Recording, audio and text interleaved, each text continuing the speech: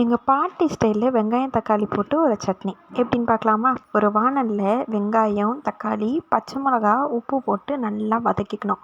நல்லா வதக்கிட்டு ஸ்டவ்வை ஆஃப் பண்ணிவிட்டு ஒரு கைப்பிடி பொட்டுக்கடலை போட்டு நல்லா ஆற வச்சுட்டு, எங்கள் பாட்டி எப்போவுமே அம்மிக்கல் இல்லாட்டி ஆட்டுக்கல்லில் தான் அரைப்பாங்க.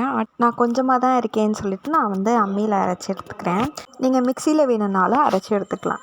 நல்லா மேவாக அரைச்சி எடுத்துக்கிட்டு உங்களுக்கு சட்னி என்ன கன்சிஸ்டன்சிக்கு வேணுமோ அந்தளவுக்கு நம்ம தண்ணி ஊற்றி தனியாக எடுத்துக்கலாம். எங்கள் பாட்டி கொஞ்சம் தண்ணியாக இருக்கிற மாதிரி தான் சட்னி வைப்பாங்க. ஏன்னா நாங்கள் நிறைய பேர் இருப்போம், அதனால் கொஞ்சம் தண்ணியாக இருக்கிற மாதிரி தான் சட்னி வைப்பாங்க.